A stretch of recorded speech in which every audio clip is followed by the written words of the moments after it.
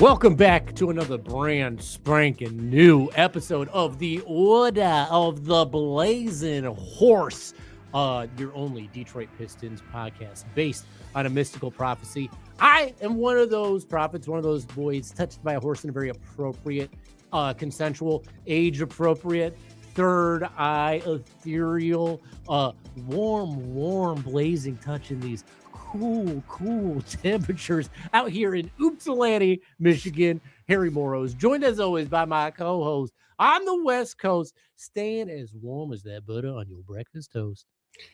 It's me. It's Mickey Jacobs. And I will say it gets pretty chilly in the morning and at night. It's dipping like below 50. So, you know, pretty bad here too. You know, I relate. It's pretty cool.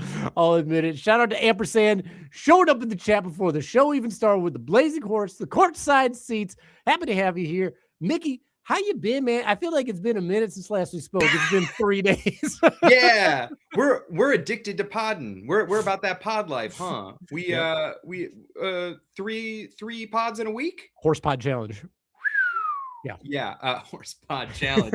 I'm great. I'm excited about the matchup. You know, not everybody. Some people like to talk about how the Pistons haven't faced a lot of tough competition.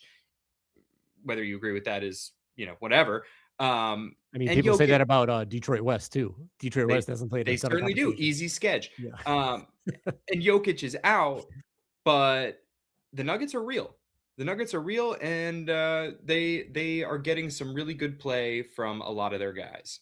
So I'm excited for the matchup. The Nuggets matchup has been, you know, like not good for Detroit historically speaking. Even last year, I feel like the Nuggets kind of pulled Detroit's pants down a little bit, which was on the low. My favorite move to do in basketball games was I believe that. A little tugging on the shorts. Doing that. You're dirty, bro, and I like it. I got it. Ibrahim says we are cooking the Nuggets tonight. I think we are too. I got a good feeling about it. THJ revenge game, bedamned. You know, THSR is going to be in that crowd, just being like stone face. And I respect him for it. He's nothing if not consistent. But I love it that he's always there. Not as worried about THJ, little more worried about the likes of Jamal Murray. Mm-hmm. He little bit of a Pistons killer. Always. And as you know, my recent player crush, thump, Peyton Watson. My God. Beautiful. I pulled up his January numbers. Can I share them with you? Yeah, you absolutely can. These are the numbers since Jokic been down, because Jokic, I believe, went down December 29th. Yes. And granted, we'll get into the ops. The teams they've played haven't been fantastic. But this 23-year-old has been putting up 23 points, 6.5 boards, over 3 assists, yikes, over 3 stocks. Crazy. Yeah, on disgusting efficiency. To use your term, 51.6 from the field, 54.9 from 3. What are we doing? He's putting up 3-point shots too. It's not like 1-3 here and there. Like the attempts are up there, right?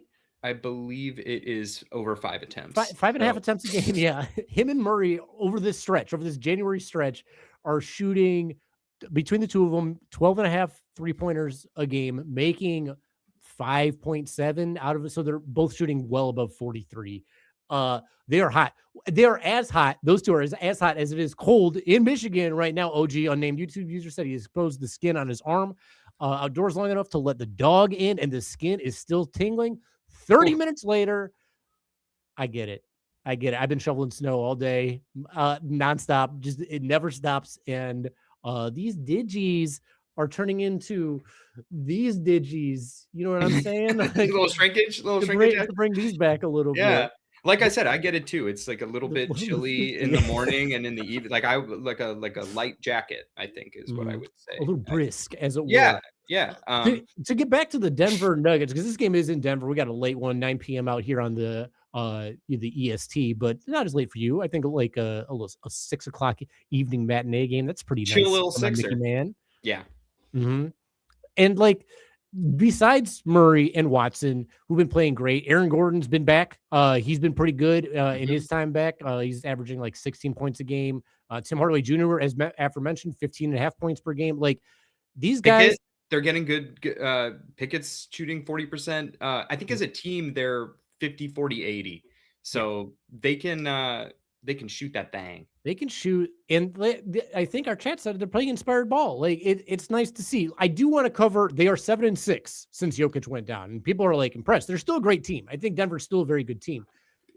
They lost to the Cavs. They lost to the Brooklyn Nets. They eked a win against Philly by 1 point. They beat Boston by 4. That's a huge win. Beating Boston is enormous. They lost to Atlanta by 23. It's pretty bad. They beat Milwaukee by 4. Okay, whatever. They beat New Orleans by 6. New Orleans is also playing some kind of good ball right now. I got to say, like it's been nice couple games for them. Yeah. They beat the Dallas Mavericks on Tank Watch by 9 points. They beat the Washington Wizards by 6. Lost to the Charlotte Hornets by 23. Lost to the Los Angeles Lakers by 28. That's it for the losses. And they beat the Wizards by 10. They just beat the Bucks again by 2. Almost kind of blew that one. And it's in there. It's interesting. Watching how they play. I don't see how this Memphis game went. Did they get postponed? It must have. And now they got Detroit. They got Detroit right here. Aaron Gordon's out with a hammy again, so we don't even have to worry about him. This is a depleted team, but Mickey, you know that the Pistons themselves have been a depleted team in the past, and that doesn't necessarily spell disaster, does it? No, it doesn't. And, Peyton Watson's having an emergence in the absence of guys like Aaron Gordon. Like I said, Pickett has stepped up and played meaningful minutes from them. Spencer Jones, who's a two-way guy, kind of like their wing version of Dennis, not in terms of play style, but just in terms of guys who step up and play meaningful minutes. So yeah, it's not one that we should not take seriously. So you're saying he's not the step wing, he's the wing who stepped up. Is that right? Exactly. Yeah. Exactly. But I really think though I don't know if they're starting Zeke Naji at the 5, but we got to have a big night from our bigs. Yeah. Which, they've stepped up. Like Duren had a really nice game against Boston. Obviously, the Sacramento game was a blowout, but I do think tightening up that D is going to be important because they've got guys who can score. Yeah, I agree. And I do think the offensive play of their bigs matters quite a bit for Detroit because it's no secret. Detroit doesn't shoot a lot of threes. They don't make a lot of threes. I believe they're like 22nd in 3-point percentage and they're 29th or something in 3-point attempts. I did see a stat that like the top 7 teams in the league don't have the best the best 3-point shooting team in the NBA the best teams in the NBA, including like Oklahoma City, they're like 14th in 3-point attempts or something like that. And they're the highest by far for like good offenses. Houston doesn't shoot a lot of threes. Los Angeles doesn't shoot a lot of threes. Detroit doesn't shoot a lot of threes. There are other ways to win games. And the big man game is how Detroit kind of does it. Their front court scores a ton because we used to think like, okay, coming into the season, maybe Duren can put up a bunch. He's putting up almost double as many points as he ever has in his career. And then Isaiah Stewart, we only think about him as a defensive guy. The dude is very capable, scoring 30 points. He's got good hands. He's got good that left hand has just been deadly all season. Even when the tray ball is not falling, just really good around the rim, stays with plays. Mm-hmm. So yeah, no, want big minutes out of those guys. And yeah, I think it's a good test for Duren, just because even though we destroyed the Kings, they scored a bunch in the paint.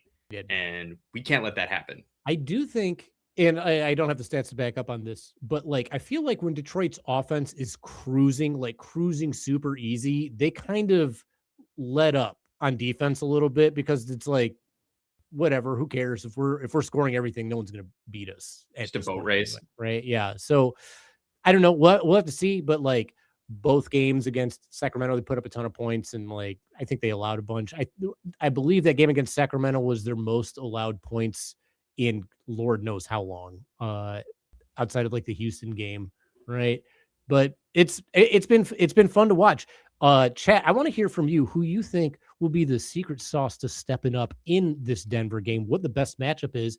And I'm also not that worried about this game because if the Sacramento game showed us anything, it's that Cade Cunningham's wrist must have got some Ben Gay on that thing or some arnica. I tell everybody to put arnica gel on the thing because he was looking good, smooth, some might say.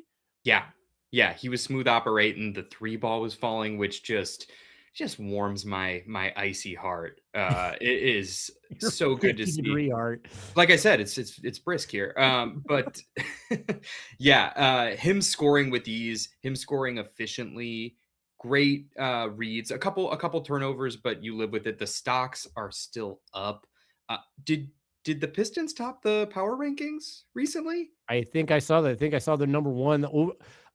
They're playing better ball than Oklahoma City is. And shots are falling too. Yeah. I think really, really good things happen when Tobias knocks down threes. Duncan has just been wet, just absolutely drippy with it. And he also creates space. Even when he's not hitting the shots, people are crashing under him and he gets to the rim, which is it's pretty cool. OG Unnamed YouTube user says 60% in the paint.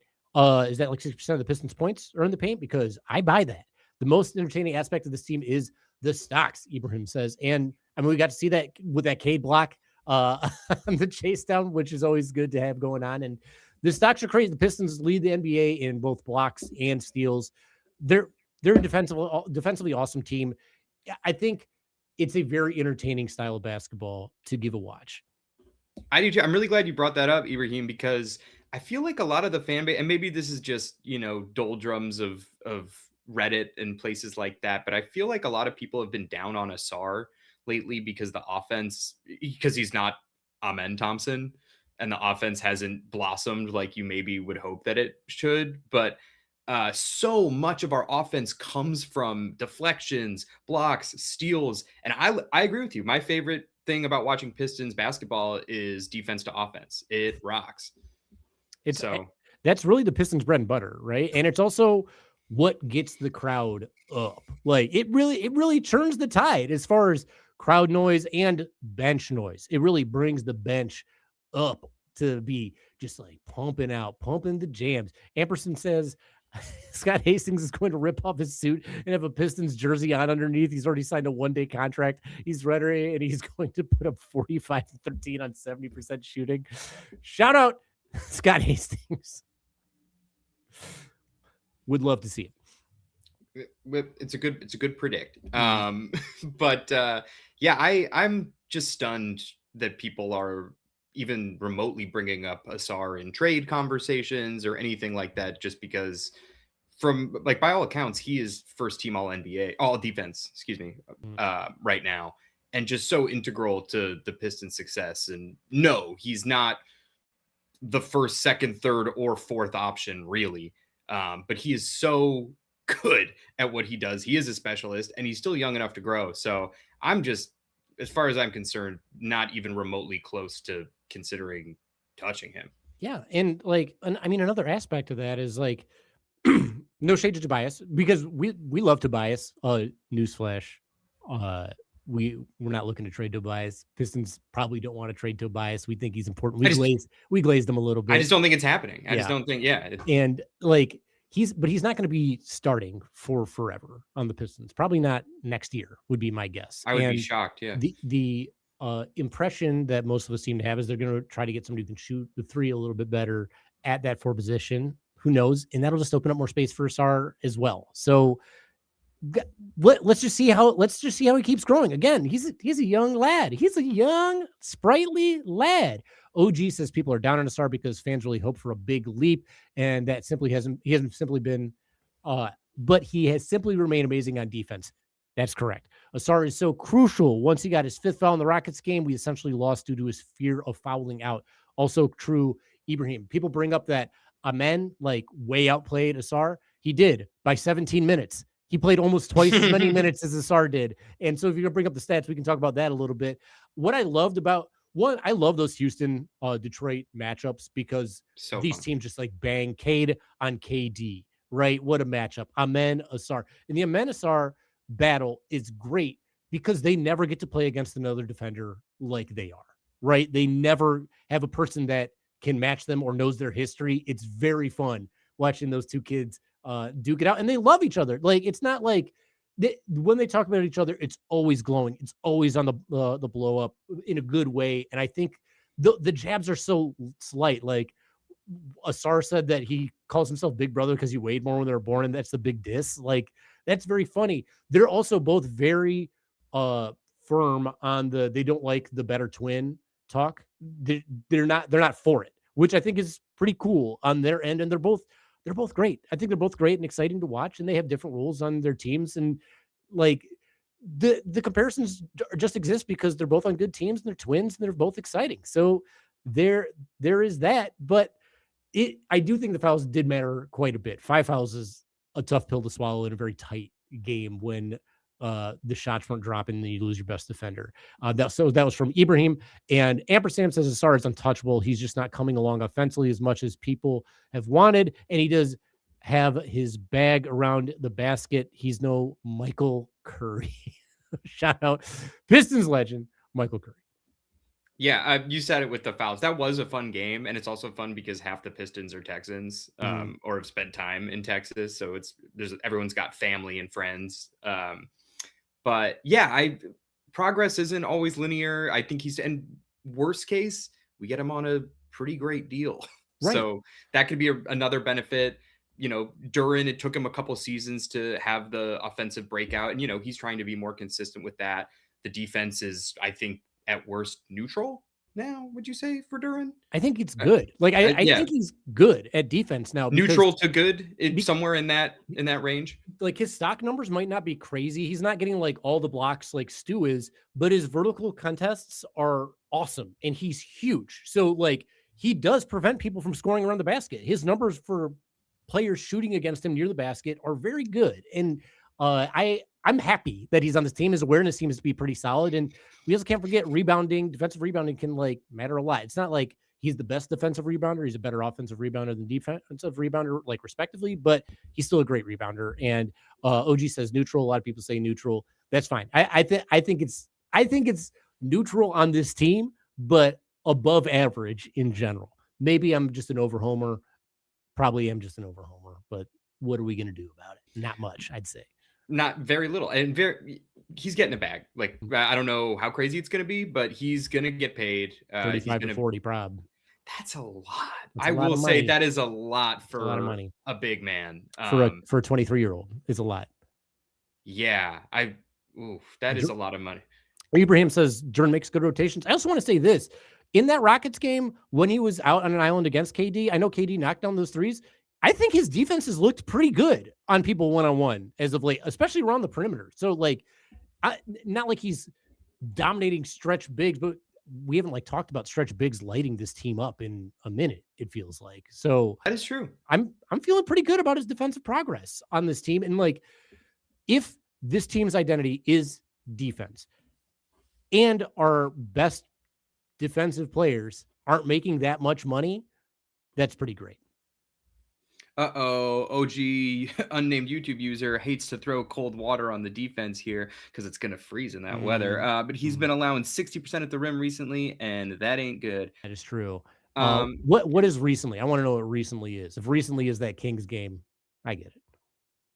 Yeah, I mean, look, he's not the anchor of the defense by any means, but he's a valuable player who's taken a leap. I think that's all I was really trying to say, and that I think Asar has room to grow. I don't know what the hell Fred Vincent's doing over there. But, no, I don't expect it to just like be one season or 2 seasons. And we got to get a Fred Vincent standing at the free throw line like Ben Affleck with the cigarette meme, just looking a little bit lost. Yeah. 20 games. I guess that isn't good. Thank you, OG, for the stat correction, but 6% of the rim over 20 games is pretty rough. So maybe Duran can step that up a little bit. We'll see how that all switches up. I mean, I think the hope is that these are young guys who have a lot of room to improve, and you're seeing areas. It's not just everything all at once. Everybody can't just be Peyton Watson, you guys. and I don't know. Maybe he could be the starting for the future. I don't know. I'm just trying to speak this into existence. He's on. Oh man, he's an RFA. He's an RFA. Just make him an offer that the Nuggets can't match, and he's got that Piston vibe. He's athletic, 2-way guy who's now scoring. Young. Oh my god, yeah. Mm-hmm. He's a restricted freaking agent. Yeah, he's restricted and freaking awesome. Am I right? Really Am I right? freaking awesome. Yeah. It'd also be really freaking awesome if you guys liked, subscribed, put on your alerts. Let us know. Look how close we are to the subscriber goal. We're Oh 2 my away from the God. 150. We're gonna have to like double it up on the next one through here. But we're making good numbers. I'm loving it every step of the way. It's been good talking about this game. Jordan was very good with rim protection numbers to start the season. OG says so. It has been like a little tank off. Well, maybe we can get this thing to switch around a little bit. And plus, we just need him to lock in by the playoffs. That'd be prime important. And maybe even when he's playing with Stu alongside him, sometimes that helps out a little bit too. Who knows? But we know it's possible. So Yeah. there November during Mexico City during that's good stuff right there. That's so you're seeing flashes. You're seeing extended flashes. It's a long exposure kind of situation. He was killing it. Day of the dead ass. Killing it. Pretty awesome stuff. But the Pistons are top the East. They're the second best team in the entire NBA. They are number one in the power rankings was the NBA.com. Is that our boy John? I think so. I know it was also USA Today for USA Today. But I like that.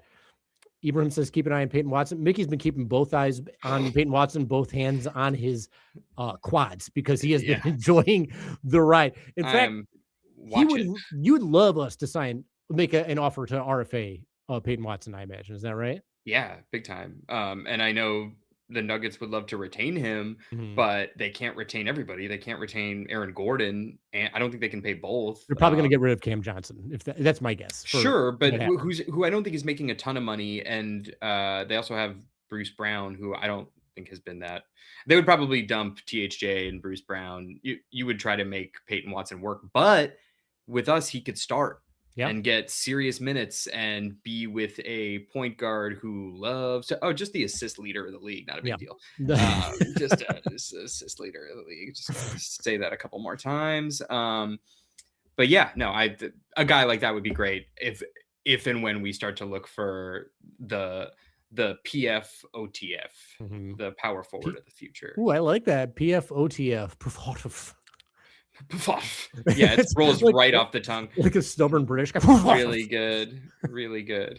Shout out Richard DM for it. Sub count going up. Good work, guys. Thank you very much, Richard DM, for it. Really happy to have you here. And we're also happy to hear what y'all think, what our next group of players that we're going to discuss is. Before we do that, we're going to get into OG says the Pistons will in all likelihood act as an over-the-cap team. Watson would almost surely be a sign and trade, which will go nice into this. Make sure to give a thumbs up, y'all. Harry and Mickey are killing it over here. Thank you, Ampersand. We love the chat. The chat is so great. We are so gracious for our chat. I love my curvy chat. If you guys are curvy, all for it. It makes this so much fun. We talk about it all the time. We look forward to it. It's a blast. You guys make this fun. We like bouncing ideas off you. We love hearing what you got to say. It breathes life into the pod. We wouldn't be doing this 3 times a week this week. That's not a standard we can maintain, but we wouldn't be doing it if we weren't having a blast. Oh yeah. All my homies in the chat, all my homies hate ice. Shout out Larry Nance Jr.'s t-shirt on Instagram. I did cop one. Go for it. Donate it out. So into our next segment, we're looking forward into the future here. We are looking to see who the Pistons should get on this team. If they make a move, will they make a move? They'll probably make a move. What we've done is we've created this like database, I guess, or this collection of 21 names that we've heard most rumored to the Pistons or fans talking about the Pistons, any of that sort. Essentially, we got 21 names that we've heard names bring up. Peyton Watson's not on there because we don't think he's going to get traded. I've brought it up a lot. I think I might be the only one. It's not on the horizon. I want it. He ain't going to get traded for this year, though, right? He ain't on the list. He ain't on the list. He would be high up, without a doubt. He would be high up. White high. But what we've done is we compiled this list of 21 names. Mickey and I ranked them. We're going to go from players that we are most interested in from least interested in to most interested in from the bottom up, starting with 21. And what we took into consideration was fit on this team, skill set, and the cost of acquiring this player to see if it would work out. Chat, if we miss some, Let us know player names that you would like to see and where they'd stand out. And also tell us how you feel about their place in this order. Again, it's under 21. We're going to start at 21. That first name, we were both pretty low on this guy, is Luke Kennard, number 21. Mickey, why you had him at 21? I had him at 20. Tell me about why. I think he has a hard time staying on the court on other teams, and I just feel like he's a very one-dimensional kind of shooter. I think this could be guys like him could be had that might be more effective, and I just don't think they're going to bring him back to the Pistons. And yeah, it reminds me, it's like a worse Duncan, with who's not as big or good at cutting. And I don't know. I feel like he's not averaging. Is he even getting a ton of minutes on the Hawks right now? I don't think so. Like, I mean, Yeah. people are like, oh, Corey Kispert will just take over a spot. So, I mean, that tells you all you know about like that. Exactly. It's like you get a guy like Corey Kispert, or like, I don't know if they've been playing great, but guys like Gary Trent Jr., or just movement shooters who run around a lot. And, it's not even that I think he's such a defensive liability, because he is, but we could insulate that. But it's just not, I don't want him taking away minutes from even Dennis, like. I can't imagine a player whose minutes I'd want him to take away on the team. Like, when all the talk was about, like, we need to get a shooter, I'm down with getting a shooter. That can't be the only skill set, because if you just want another shooter, just make Ivy that shooter. He's shooting well enough. Like, he has a history of being able to shoot well enough. Let Ivy do it. What's he up to? 38% three on the season. Shooting it really well. He is turning the ball over like crazy, quite a bit, crazy. But like, I would rather get Ivy more acclimated and have him keep shooting the three than give up his roster spot for somebody who's not part of the future of this team who can just hit a three. I agree. Like, it's just, I agree with that. It doesn't seem like any point to me. All right. Yep. So number 20 on our list, and I do want to clear up something for OG. He asked if cost is including matching salary. Yeah. So cost takes into account like picks you give up, players you give up, salary you give up, and like chemistry you give up as well, I think. So like, yeah, all of that. We tried to factor everything in. It might be a little more art than science here. We didn't have an algorithm. We're creatives. We're a vibes guys. Yeah. You know that. You listen to Pistons Pulse. We're not. Come on. We ain't stat trackers, baby. But we care, and we do take numbers into account. Yeah. So number 20 on our list, and I had him at 21. Mickey, you had him at 20. Jeremy Grant. The people have been calling for the reunion of Pistons and Jeremy Grant. Return of the Grant. Once again. I do love that song. Shout out to Mark Morrison. Is that a name? I gotta remember, but whatever. Whenever that song's on oh my god, how am I blanking on the fucking FM radio station? The Bounce out in Detroit. I'm always feeling it. Or I guess it's maybe even on Oldies 104.3 at this point. Who friggin' knows? So Jeremy Grant, the reason I'm not interested, the reason I had him so low is because that contract is disgusting, and not my kind of disgusting that's good. Right. It's so big. It's so massive. And like, it's huge. To get a guy like that who's on the downward trajectory of his career for that many more years, for that much money, is crazy to me. Absolutely crazy to me. How about you, Mickey? How you feel about it? Yeah, I'm not into it. And it's also, I don't think we could get to that money without Tobias. And that feels really offensive to trade Tobias. I don't think we're trading Tobias Harris for anyone at the deadline, but I certainly don't think we're trading Tobias for Jeremy Grant. No, let Jeremy Grant stay in the PDX. Keep Portland Grant. They're always saying that there. Let him stay right there. Ibrahim says that Kennard doesn't move the needle. Ampersand says we're not former D1 Hoopers. I did try to be a former D1 Hooper myself. I think I've told that Michigan State story before. If not, I'll tell it at the end of this pod again. OG says, I agree. Ivy is the right answer in the shooting, but he doesn't think JB will trust him in the playoffs. And he's out on Grant as well because the contract is negative for the stuff that we said. 100%. Same page. And I don't think JB will trust Ivy in the playoffs either. But Ivy can still come back next year on the RFA deal for like almost no money, and then you have a full year of him cheap as hell. Or you sign him to like a less than he expected contract, and then he's like a, I don't know, $20 million trade chip if you want. Or you got him coming back and playing well, and then he's a good player and a good contract. no matter how you look at it, moving him for a 1-year rental doesn't make any sense. To that point, though, one of the key points of having a shooter is to be able to play them in the playoffs. Absolutely, so that's the point stands. But if they're bad on defense, like you get somebody like you trade for like Luke Kennard's not like good on defense, would you play him in the playoffs in your little rotation? I probably wouldn't, unless right. I want better options out there. Now we're gonna go to number 19. We both have this man at 19, and I think fans are going to be crazy about us saying this. We got Michael Porter Jr. at number 19 as far as the candidates to be out here. Mickey, you want to start me out with why we have so low on MPJ, even though I think we've said it a number of times. We've been pretty public about how we feel about MPJ. The fit makes a certain amount of sense. I do think it would cost Tobias. Not going to happen. I do think it would cost picks, and we don't like his vibes. We don't like his energy. I don't think he's the guy of the future. Like, would he make us better right now? Probably, but I think it really upends a lot of what we've got going on that makes us special. And again, we've heard that Tobias is so important to this team, so just feels moot. My other question with this is, I know he's like a shot creator, but and I know he's 6'11", but Michael Porter Jr. is not a power forward. He didn't play power forward in Denver. He is tall. He's not playing power forward in Brooklyn. So is he going to play power forward for us? Like, is he going to be guarding Pascal Siakam and stuff? Is he going to be guarding Giannis and stuff?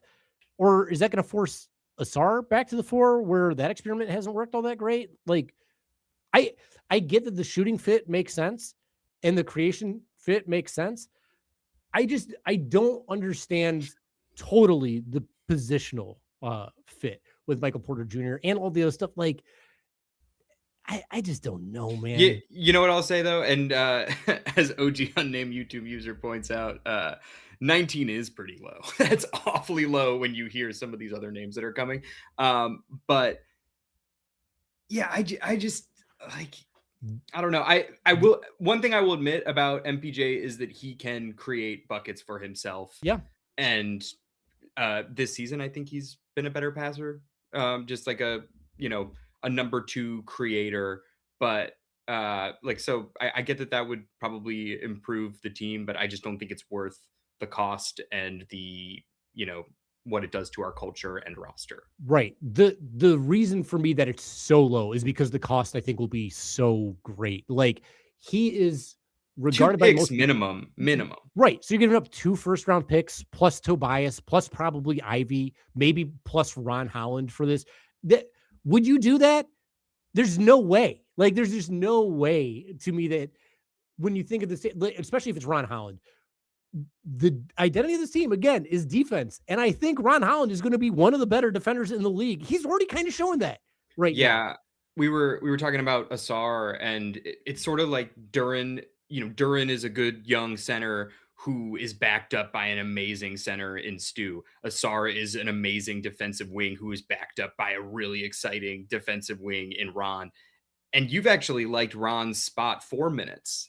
Yeah. So in terms of someone who could guard the 4, he'd be a big scoring punch for us, but it ain't worth it for the order where we got him 19. And again, this is respectively, like, we're comparing all these options. So it's like, would we give up that much for this player who's kind of a big swing to get in? I personally wouldn't. And so that's where we're at. Let's move up to number 18. We were pretty similar on this too. I had him at 17. You had him at 18. That is Benjamin Mathurin. Benedict. How dare I? I don't know why I was saying Benedict. Benjamin but Benjamin Arnold. Benjamin Arnold. Ben Math is who this is. And I actually think like the fit isn't bad because he's a bucket getter. He can hit the 3. He does have dog in him. Like he's got that shit talk in him. On the Pulse yesterday, Omari said something very funny. When they were talking about Bobby Portis, like, I don't know how many Pistons they can have that are all about the action. And I was like, all about the action is a great name for this era of Pistons. The all about the action Pistons. I like that 30 for 30. That's pretty hot. So, hey, speaking of which, we got action Ron against the Kings. That was fun. We hadn't seen that in a minute. That was exciting. He pushed Keon Ellis. Like, it looked like Keon went flying like some Matrix ass shit. It was very fun to check out. What is that GIF where someone just like completely folds like a chair, where they just like, because he really, it was pretty funny. I loved it. It was fun. Plus, he left. He was like celebrating on the way out. Pretty good. But like, even though Ben Math fits those, he's still gonna need. He's probably gonna ask for more money than we're gonna want to give him. He's got the same situation as Ivy. I wonder what the cost to give up to get him is going to be. I saw that the potential rumored trade was Ben Math for Yves Missy with New Orleans. I don't know what the equivalent of that would be for the Pistons. Would be Paul Reed. Would you give up Paul Reed for Ben Math? Paul Reed is super valuable to this team. If anything happens to Stuart Duran, we need him. No, I don't love Ben Math. He's a bucket, like, but I'm just trying to figure out sort of the archetype of player that he's going to become, because I'm getting, and this could be totally slander and tell me I'm way low on him, but you look at scorers off the bench, like your Jordan Clarksons, who are kind of cones on defense and not the best passers, and they just can score and they can get really hot, and he can get really hot. And he was really big in the playoffs last year. So I will give him that, because that's impressive. But I look at splits like, and granted, he's been injured this season, like 43-37. I mean, it's just not like, if he did like one other thing pretty well, I guess he rebounds the ball a little bit. He does rebound the ball pretty well. He does rebound the ball. Like, that would be like the tertiary skill. Or the secondary skill, but I don't know. I just get like, it's just not the most efficient. And like you said, he's going to want money. And like, I think Ivy's having a more efficient season. So at that point, what are we doing? Yeah, I kind of agree. And like, in our chat, who brought Ibrahim brought us up that he's had real opportunity in Indiana this year with players injured to like come out balling, and he didn't super step up. So like, I don't know, like you're trading for someone like Ben Math, you want them to potentially be potentially step up. And I think this year showing up, he isn't going to do that. He had a hot start, but it just hasn't equated to winning. And it just feels like empty calories to me. Like I don't, getting buckets on a shitty team doesn't move me a whole lot. All right. That was our number 18. Number 17, we're going to go with Pistons rumored to have been in discussions about Jose Alvarado. I had him at 18. You had him at 15. Why'd you have him at 15, a little higher than me? Ball handler who plays defense. I feel like, I can pull up his shooting splits weren't great when I looked at them. So he's not the most efficient guy, but flashes of a Dennis Schroeder, probably not as gifted a passer, but I just also think Detroit would love him. Oh yeah. Like I think Grand Theft Alvarado? No chance. I think that would be sick. Motorcade and Grand Theft Alvarado? It works. It would be really fun. But he's had a lot of injury stuff. So that's a concern too. I want to say, with the injury stuff, if you go to Portland, or if you're playing, not Portland, in New Orleans. Yeah. Everybody on New Orleans has injury stuff, has always had injury stuff. Zion, AD, DeJounte Murray, Dyson Daniels was injured. He talked about this. Yes. He said, he's like, there's something in the water there. Yeah. And OG says Jose is listed at 6, but he's really 5'9". He's a little lad. He's definitely little. And ampersand, this is why I am so low on Alvarado. I don't think this is a position of need. Maybe I'm in the minority. I don't think I'm necessarily in the minority, especially of like fans, but everything that I've seen from Danis Jenkins leads me to believe that we have this backup point guard spot figured out. Watching him play, he plays like a professional. He's stepped up. People have brought up like, oh, he doesn't have any playoff experience. Not everybody does, but every opportunity that Danis has had to come into a bigger level and play at a bigger level, not only has he played admirably, but he has hit big shots in big moments. And it's been from 3, unexpectedly. It's been driving to the rim over Bam Adebayo. Like, the dude does stuff. He gets assists. He handles the ball well. He handles the pick and roll well. He shoots the 3 better than almost everybody else on our team right now. He plays good defense. Did you see that block he had on Sengun? Like, the dude is good. I do not think backup point guard is a position you need to fill on this team, personally. That's a really good point. And I love me some Jankyard Dog. I do. And it's Danis. It's Danis. Don't get it twisted. Don't twist the name. It's Danis. It's Danis. But yeah, no, I want to see what he can do in the postseason. He has stepped up in big ways for us, and I think he's earned it. It would be such a slap in the face if we didn't convert him to a full-time player and then brought in Jose Alvarado. It feels very lateral, and I will cop to that. To me, it doesn't make sense. And that's nothing against Jose as a player, because I think Jose is a great player, and I've always loved watching him play. I think it's fun. I low-key enjoy watching the Pelicans play sometime. I did watch the Pelicans almost blow that game against the Spurs and then come back and win.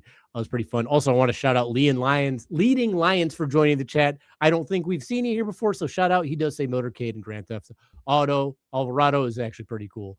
And Ibrahim says that Danish is blossoming into something special. So, we're all on the same page in the chat here. Fan fave for sure, at least in my circles. Yeah. We're all right there. And I know Richard DM for it is going to be pumped about this next one because he is what number are we on here already? How am I blanking on this? Do we 16. Lump these next two into, or do you want to take them separate? Let's let's lump them. Why not? Let's lump them. These are the big names, guys. These are the big, and we got them low. The reason I said Richard is be down for it, because he said earlier he cannot wait for 2-5 when they will stop talking about Markkanen and stop talking about MPJ. Well, this will be the last we'll talk about Markkanen, I promise. He came in at number 16 with Jaren Jackson Jr. coming in at number 15, and we're right on this edge. 15, 17, 14, 16, so right in that same wheelhouse. Mickey, explain why they're so low. It's very simple. Both of them for different reasons. Absolutely fill position of need. I'm not trading Ron. I'm not trading Ron. That's kind of it for me. With Triple J too, it's the health and the contract, and with Lowry, it's the contract. I don't really care that he's not a great defender or passer. I don't really care that Triple J is not the most consistent 3-point shooter. They both would be very valuable on this squad. I'm not trading Ron. I don't want to trade Ron, and they're very expensive and prohibit us, I think, from paying Asar and Duran and eventually Ron and whoever else. You'd have to give up Tobias on top of that. And you'd probably have to give up, OG said it, you simply need to give up too many assets for these players who are close to the same timeline, do fill a need, but are so expensive. And if you're watching the trade market and all the discussions about trades right now, the two things that are freaking teams out, I guess 3 things are freaking teams out the most. It's your inability to your liability. If you're a liability on defense, or if you're a liability from 3, in the case of Ja and Trey, right? Their market is down pretty big. That is one thing that's scaring people. Another thing is injury history. Injuries are freaking people out. Look at AD. What is the AD trade market? We have no idea. Even Trey on the trade market, they're not getting back much. We're not seeing a lot of firsts for these guys. Third thing, monster contracts for not number 1 guys. Nobody wants to pay big money to their secondary or third stars anymore. It's over because the cap restrictions are so insane. These teams can't make any moves. They don't have the picks to go after anybody. They're begging for something, and they want you to get off that money. It's difficult with these teams, and the Pistons are in a very favorable situation there, which again is why the Asar contract, the looming Asar contract, is so great, because he's going to be one of our stars and not make as much money because the offense isn't really there. Yeah. No one's saying they wouldn't add value. It's just very prohibitive at this point, especially when the young core is good and will need to be paid. Yeah. So we're out on those guys, even though in a vacuum, they fit great. No question. It ain't a vacuum. I like them. I like them over here. Yeah. We were both gleeking for these guys earlier in the year where we didn't know about stuff all that much. This will turn the tide. Guess what? The tide already turned, and it went past them.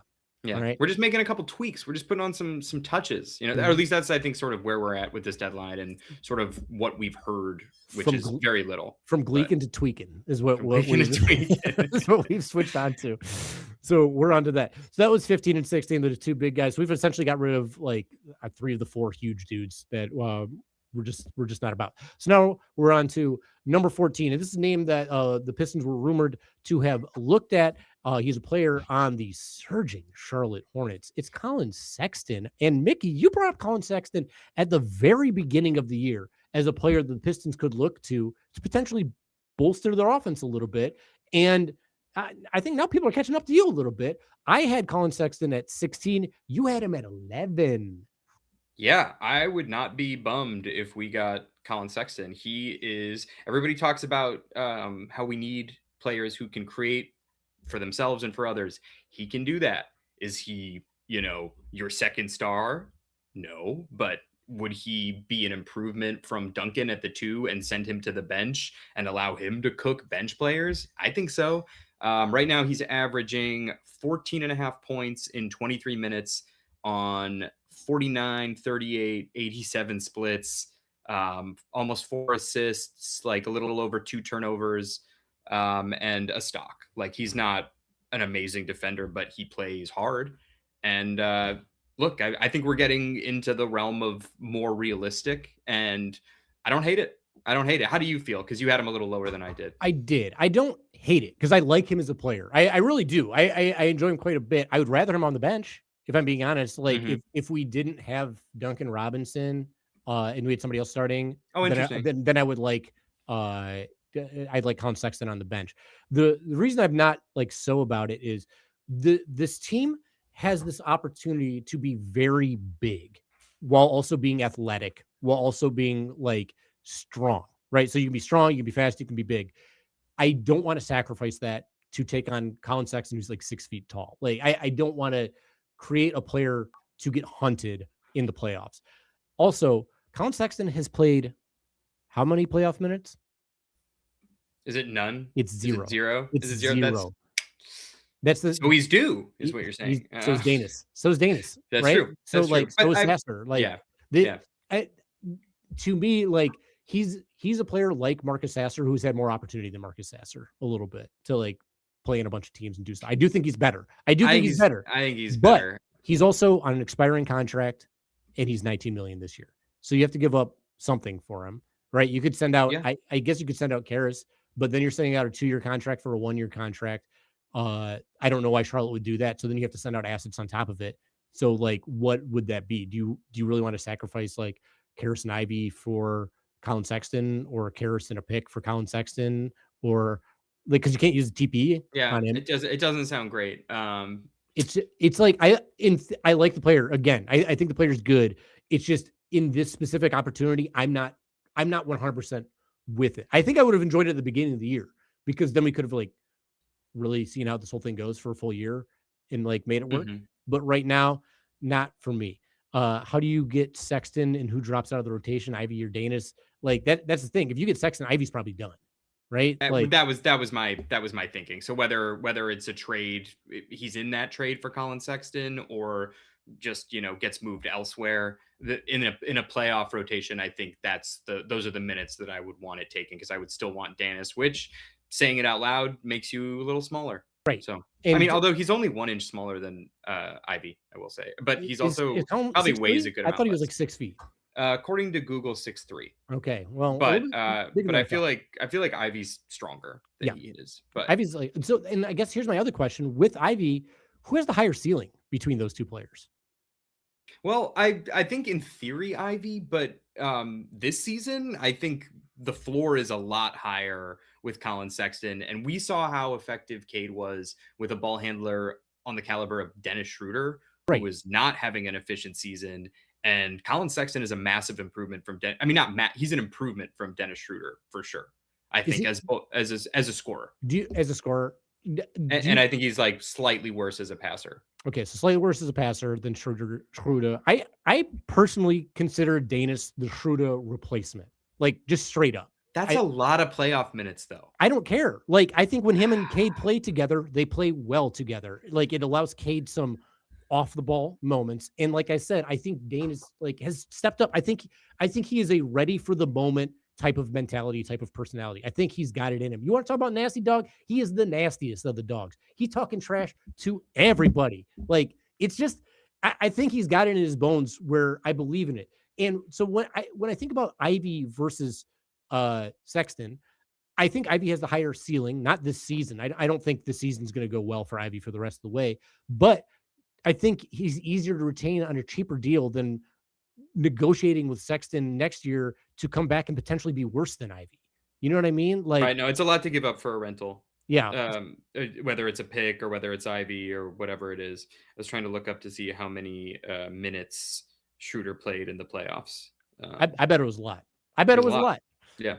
All right. Can we move on to the next one? Is that right? Yeah. Let's. I think we covered them. All right. Now we're down to 13. This is my last of the number 13 for me. It was my 13, you're 12.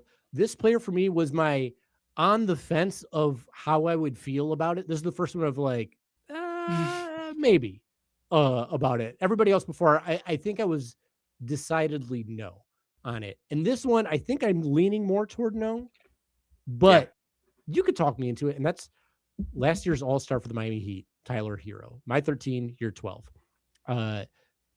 Contract's good. Skill set's good. Mickey, tell me about it. Yeah, he's played, I think, 11 games this season. He, borderline all-star, 22 points, almost 5 rebounds, 2.5 assists, 49-36-ish. Not great defensively, but is a guy who can create a shot. So I also just think like Detroit would come to love him. I can see Tyler. I don't know if he would love Detroit. I know he really likes Miami. He likes that warm weather, but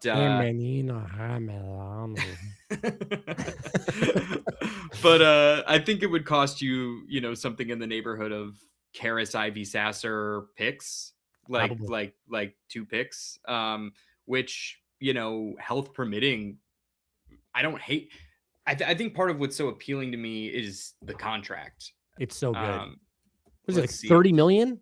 Let's see. Exactly. He's like a 30 million expiring next year.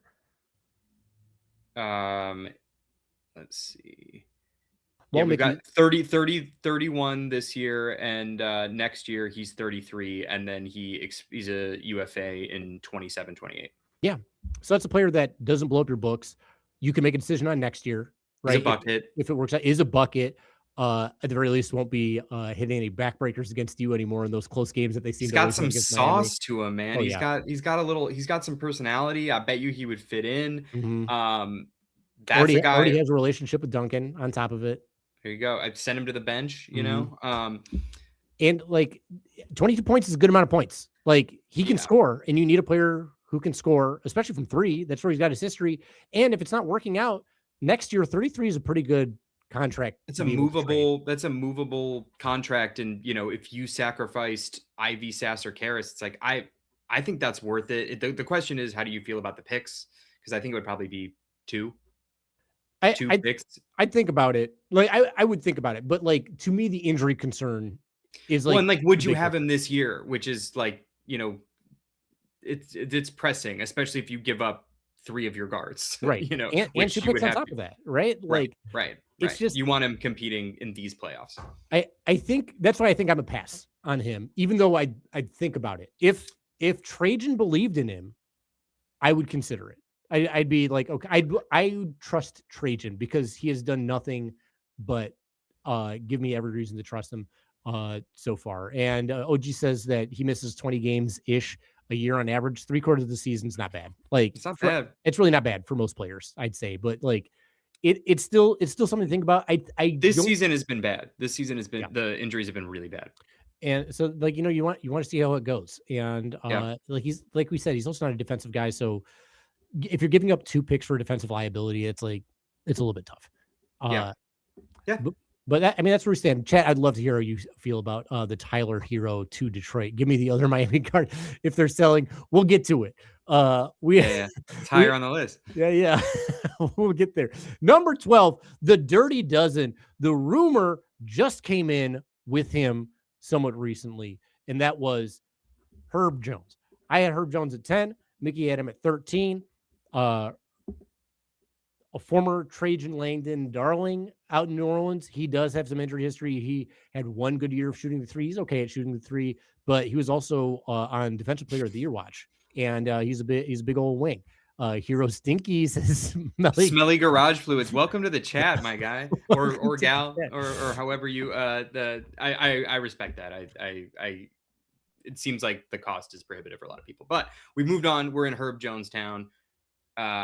Where you at on Herb, Harry? I love Herb Jones. I've been for a couple of years. I was clamoring for him super bad, especially 2 years ago when the Pistons had no wings who could defend. I was like, "Geez, Louise, just bring." Now Herb it's all we got. to this team, right? Well, I don't care if it's all we got. They're the most valuable players. You can't have too many defensive wings. I think defensive wings are the most valuable players in the entire NBA, right? Like, look how much of a difference Javonte Green has made to this team. Oh my God. He's like so valuable. I feel like I want Javonte playoff minutes. I do too. Like he's a top 10 for me. Top 9 maybe, but top 10. So like if let's say you got Herb Jones and the cost for this would be what, like Ivy, the TPE and a first is maybe my guess. How much is Herb making? 13. He's in the TPE. So you could absorb that contract super easy. And the contract after that is pretty good. He's not making a lot of money, not making a lot of dough. So then you have defensive wings, Asar, Ron Holland, Javonte Green, Herb Jones. Nobody's scoring on that team. Who? With Stu as well, with Cade as well. Yeah. So the hope then would be that Herb Jones is your 4 of the future and that his coming back to Fred Vinson gets his 3-point percentage up. But it's not like his 3-point percentage is that much worse than Tobias's right now. He just doesn't shoot a ton of them. He only shoots 4 per game. So you'd have to see, is this guy going to do? This would really have to be what does Trajan think? How much does Trajan trust him to do it? So OG unnamed YouTube user says I would send Ivy out in a Herb trade in a second. Ibrahim says trade Karis LeVert. They're not going to take Karis for Herb. Like they're going to want something of value back. Yeah. So I mean, it doesn't really help the shooting woes, but if that's on the table, like you take it and figure the rest out later. But to be clear, that's not your last move. Right. It's that's a small piece. So you can't give up too much for it. The real question is like, what's the cost? Smelly Garage Fluid says Herb is a good defender, but not elite. Pels aren't selling low on him, too expensive. That's likely the case. But we got to remember who's running Pelicans. So who knows? So Richard DM Fort says you can't combine TPE and player salaries. We're not doing that. So the trade is you send out the TPE for Herb Jones, and then I guess you'd have to take on somebody else back if you're going to send out Ivy and a pick as well, right? So you get like Alvarado or like some other player that you're just going to like cut because Herb falls entirely in the TPE. So maybe it'd be the TPE in a first if that was the case. Karis, Ivy, first round pick, second round pick, Herb Jones, who says no. I mean, I think the TPE would come into there, but like, I mean, I wouldn't say no to that if it was Karis Ivy first round, because that's a consolidation trade too. You consolidate 2 players who are kind of clunky on this team, and you bet on a kind of young defensive wing. I'm for it, but again, he doesn't fill the shooting need that this team has. He doesn't fill the second scorer need that this team has. That's why he's number 12 on our list. But this is how OG confirms that we can do it. Like I said, where he comes in the TB and they get Ivy as well as like an extra asset on it. So let's move up to number 11 on our list here, and that is the guy we just saw in our last game against Sacramento Kings, Whitney Rawls' favorite pizza guy, Malik Monk. Mickey, get monkey with me. Tell me about it. The more we've talked this out, and I don't want to belabor this one too much because I know the fan base isn't super high on him. I feel like you're running into the same problems that you have with Colin Sexton, where, you're giving out value for a rental. And I like him. I like Malik Monk, but it's, like, would he help us? Yeah, but like you probably wouldn't start him, right? You would want him coming up. You wouldn't start him. He'd essentially played the Malik Beasley role of last year, which is like your scorer energy off the bench, hitting threes on those catch and shoots. The reason he's not a rental is because he's got a contract for a couple more years. That's true. But, so if he's on this team, he's there for a little bit. Watching him play against us on Sunday, I was like, some of these threes he's hitting are awesome. And that dunk, oh my gosh, man. That Monk dunk was sick. Yeah. It was so gnarly. That's the type of word I like to use, as you know. That's the type of vibe I think the bench could thrive off of. So if you have Danis, Monk, Ron, Stu, Javante, I think that's pretty good. Yeah, Monk has 3 years left on what's widely considered a negative value contract. You're right. Yeah. I think it's not going to be that negative in the future. It's a lot of money.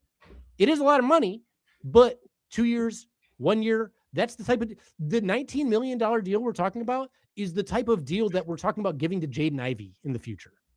Yeah. And you're right, by the way. I misspoke. He's not a rental. He's still got money. But and in terms of the negative value contract, do you think, and I don't know how much Malik Monk you watch, but do you think he is $6 million better than Karis LeVert?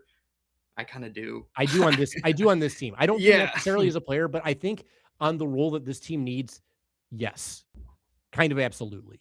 So and again, I don't dislike Karis. I actually think the Karis signing was good. I think part of what looks bad about it is they were trying to go for Nickeil Alexander-Walker, and he's having one hell of a year. And if we had signed him instead of Karis, we probably wouldn't be talking about trades at all, is my guess.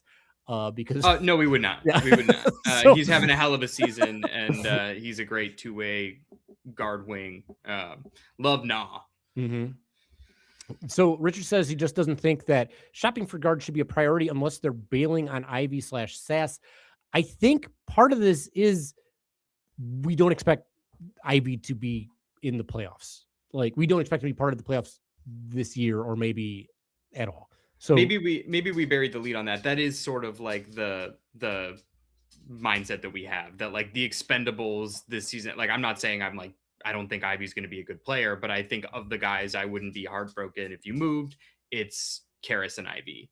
Yeah. And maybe Sasser. You know, I think I don't really want to trade anyone. I'm not saying I'm dying to trade those guys, but yeah, I'm not trading Ron, Stu, Paul Reed, any of those guys. Yeah. Yeah. I think the 5 untradables are Cade, Asar, Duran, Ron, Stu.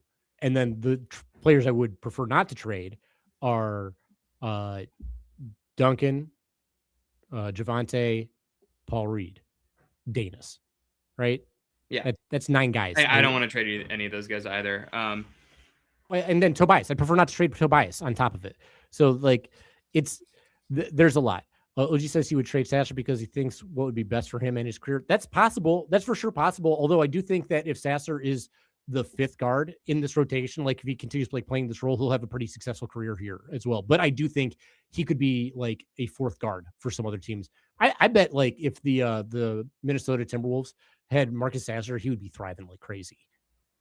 Yeah, or like I think the Bucks too. Mm-hmm. Like I could see him on the Bucks or the Heat. Yeah, too. I just feel like that's just like purely vibes. But yeah, I also just don't feel like granted he's been coming back from injury for a while now, but I don't think we've been treating Ivy like he's a core piece of the future. Exactly. Yeah. It hasn't looked that way. I mean, even when he's had good games, like you don't always see minutes in the second half.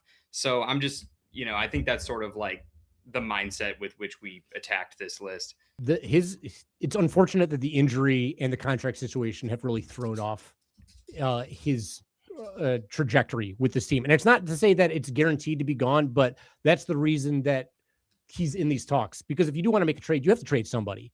Yeah. And I think when you're talking about players you trade on this team, there are like 2 that most people are talking about. And then like Sasser falls into the category of like number 3. Just because of his role. All right. Yep. Let's move on to our number 10. We're at the top 10 going through this. Number 10 on our list is Moses Moody, who I had at 8 and you had at 14. He doesn't move the needle so much for you. Is that right?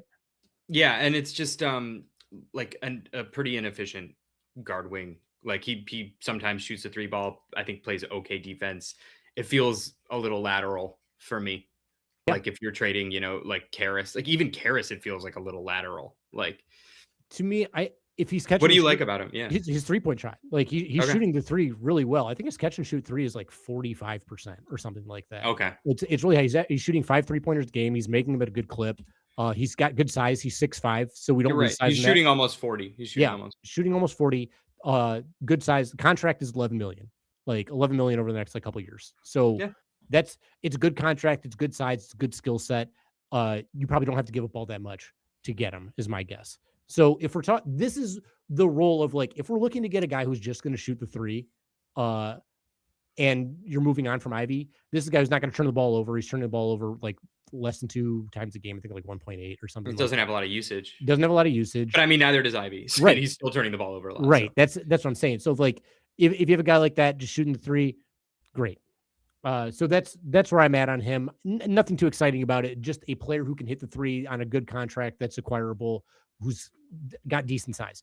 Ibrahim says that Paul George broke his leg similarly, and it looked like Ivy for half a season before going to OKC and being a top 3 MVP candidate. That's very true. Like you could give up on Ivy here, but you could also sell that dream to somebody else. So one way or another, the Ivy stuff is like, who knows how it goes. But if you want to win right now, you have to make some difficult choices, right? If you want to make a move to take care of business in the wide open East, I'd say in air quotes, because I actually think the Pistons have been the best team in the NBA for a good chunk of time recently.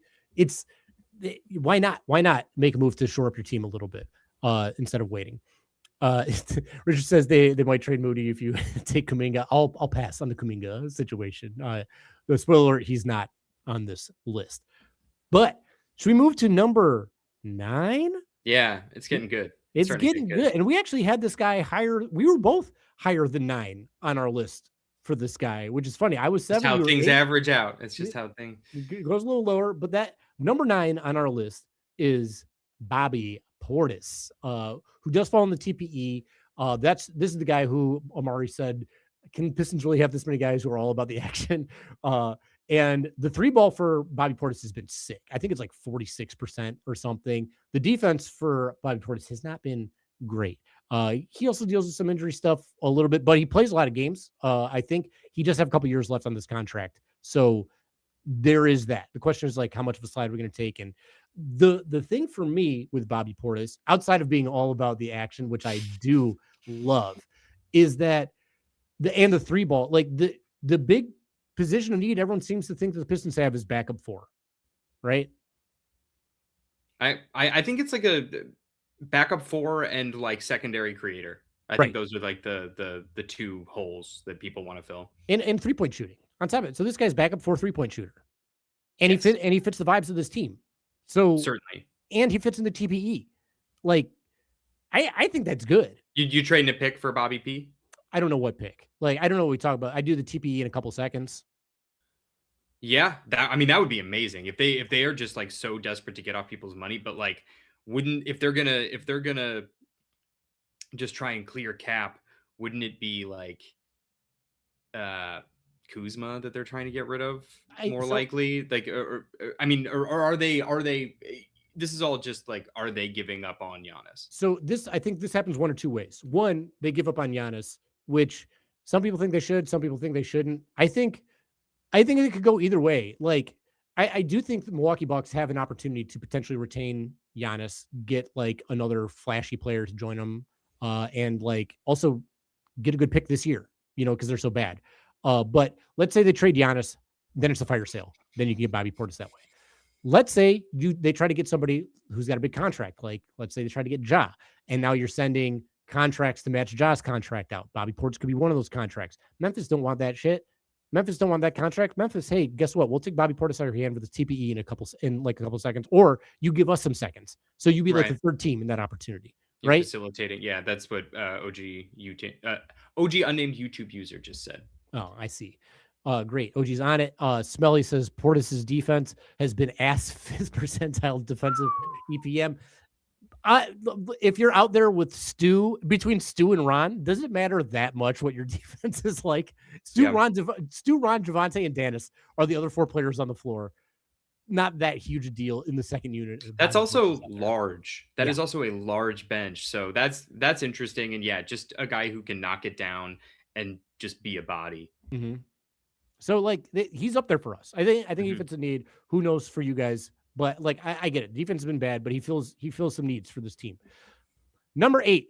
I am at 9. You had him at 6. The reason I'm at 9 is because of cost. The reason you had him at 6 is because he's the boss. It's Max Christie, baby. Spartan, Michigan State, former Lake Show Castaway Max Christie, who is Max Christie this year, just balling out, dude. Like making a convert out of me. when he hits I the three love balls, the Father, the Son, and the Holy Spirit. Right? It's all three. Yeah, the Trinity, the Yeah. Holy Trinity. Yeah, that I'll say. Yeah, I love Max Christie. The only thing is, why would they trade him? Right. But I love him. I think he could start on You our know, team and be an amazing 3-and-D guard who, I think he has a pretty good assist to turnover ratio. So I just think he would slot right in. I think he's 6'5" too. So mhm. he's still got some size to him, even though He's he's got a some size. little skinny.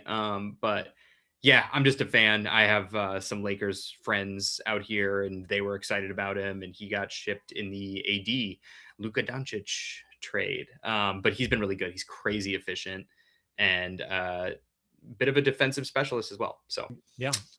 He hit what 8 threes in the first half the other day. Pretty nuts. OG says that he's in on Bobby if Stu signs off and doesn't beat his ass. I don't think there's real bad blood. I think there's on-court bad blood. I've had this with plenty of players in rec ball. Like when I'm playing against them, and this is in the past. Obviously, I don't still play ball, but like I'd have plenty of players where we would beef, and then we end up with the same team, and it was great chemistry because we're going for the same thing. You're out there for your team. You rep for your team. there you go. If Harry can do it, Bobby and Stu can do it. So that translates. He says you guys are high on Max for good reason, but high if you think you can get him for less than a few first. I know. That's why said that. We said that. The cost would be crazy. I It would know. be crazy. And so, like, let's say you have to give up 3 firsts for Max Christie. That's not. Do it. Nobody's talking about that. You can't do it. Nobody's talking. Wait, you think it would cost a few firsts? I think it would cost. I think it would cost multiple.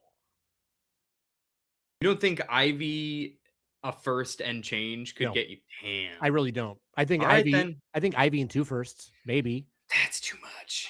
That's why he was so low on my list. 9 is so low. Okay. But like he's a multiple first player because he fits into this thing of good contract, not a defensive liability. Every team would be glad to have exactly. Max Christie. Yeah, I get it. Players like this require draft picks. That's what people give up draft picks for. That's what people can demand draft picks for. Too unprotected. Lordy. So now we are on to number 7. And this was our biggest disparity in players. I was so much lower than you were on this guy. And I don't even think this guy's a bad player. But number 7 on our list would be number 3 if Mickey had his way. And that's Kobe White. Kobe. I just the creator thing and the second scorer. Like he's a guy who can give you 20 points in a game, create shots for others. He's not a floor general exactly, but he is a bucket when healthy. Obviously it's been a rough season, but I also read an article today, or rumors that it sounds like the Bulls are looking to buy and compete. So maybe this you've read history. I mean, yeah, the track record would show that they're really high on their squad, and really high on God knows what else, because what are we talking about? I texted my Chicago friends. What are we doing, fellas? They don't know, but they know they're doing the same thing that they're always doing. Right. No, it's business as usual. But I think he could fill a need. He's not shot it great this season, so maybe they would want to sell low for some reason, or maybe they like Ivy. So that would be part of the trade for me. He's also fits the TPE. He does. So, like 1 first for, is he expiring? He's expiring. He's expiring. So, I mean, it would suck to pay for a rental, but if you like him, you could bring him back on a deal. But he is a bad defender. I will agree with that. But the hope is that we could insulate him, and that's part of my pitch. He would get insulated for sure. I mean, the way Duncan's getting insulated right now, right? Like it's just plus he moves. He's running around constantly, and he draws gravity. So that's part of it. To me, he just like turns it over a fair share as well. Ooh. Like he does a little turnover. He can be like your second scorer, but like he's gonna want to get paid next year. So I don't know how much I want to pay a guy like that. All that much. He's not even the Bull that I'd most like to have on this team. I think like if you're signing him and expecting to be your second star, you're going to be a little underwhelmed right? And he's not going to require second star money, but he's going to ask for like 30. But if you could get him for 25, if you could do like you don't want to pay 25 for Kobe White. I don't think I'd get him for 25. And like on top of that, 25, and he might go to the bench. That's an expensive bench player to me. You pay him 20. You pay him 25. I guess you could ship him out. Is like the deal afterward. I don't know. I like Kobe. He's at this weird cusp of potential and like ability that I don't think it's too low for the second star for the Pistons or second scorer for the Pistons and too high for a bench player. No, I think you're right. The chat's with you. I'm swayed. I just want to win. I just want to win, but I don't know if he moves the needle enough. And I think it would be different if he had been having a better season and there was some sort of handshake deal like with Pascal. Yeah. But this isn't a guy you want to offer a ton of money to. And I think the Timberwolves also have expressed interest. So yeah, who knows? We'll see what the bidding is like for that. I do want to say, Smelly Garage Fluid says can't rely on the rest of the team to make up for trash defenders. If you mix in some poop with chocolate ice cream, you don't have ice cream anymore. You have nasty poop cream concoction. Big on the olfactory system there for Smelly. Yeah, that's on brand for the handle. That is, and it's a visceral image, and I appreciate that. And I can see the Ren and Stimpy green like fume lines coming up. Yeah, with the foghorn sound effect coming off. So like, and again, I think Trajan has shown that he really values defense, unless like the three ball is a real big skill of yours. And he only did that with one player, and that one player was Duncan Robinson to like fill this need. So, and he is a volume shooter. He is the only volume shooter. So, all right, I'll concede. I might have been a little high on Kobe. It's all good. I still think he's a good player, and I wouldn't hate if he was on the team. Again, he's in the range of players I'd be like, I can live with it. It's just, it wouldn't be my favorite move, I don't think. All right. So that was number 7. Number 6, we were 6 and 7 on. And for number 6, we both like this guy. We've both talked about this guy a lot. Name. It's controversial. It is a controversial name for whatever reason. This is our second Miami Heat guy. It's Andrew Wiggins, Maple Jordan out here. Been in the league for a minute. A guy who keeps to himself, is a very big family man, but a very private guy. People were concerned about his like effort and like his being checked out. He went through his dad's death, dog. He went through his dad's death. Low motor. Mm-hmm. Low motor, doesn't have the heart of a champion, even though he was almost finals MVP. Right. Watch this guy play. Like, he's good. He's a good defender. He's a good 3-point shooter. He can create. He's great on the break. Can like, drive. Yeah. I know he's 31. Like, he's an older guy, but like, he's got a $30 million year or $30 million player option next year. You could potentially negotiate, get that for a little bit cheaper if you want to keep him in for the long term. And he's got championship experience. I believe very much in Andrew Wiggins. Every game I've watched him play, he's been a big, hard hustle guy. So I don't know where that knock comes from. You Canadian haters? Mickey, tell me about Wiggy a little bit. Yeah, I just think he fills a position of need. I think you could move Tobias to the bench, which I don't know if the organization really wants to do that. I don't know if Tobias would be cool with that, but he would cook benches. He would just destroy bench players. I think it was OG who was saying earlier that he loves watching the back down fades. I do too when they fall. Sometimes I feel like it really slows down the offense and it's a lot of guys standing around watching, and he is a professional scorer and he's really good at knocking him down. And I'm not saying he shouldn't attack a mismatch, but I do think Wiggins could attack with more pace and has more in his bag than that back down, turnaround, and the corner 3.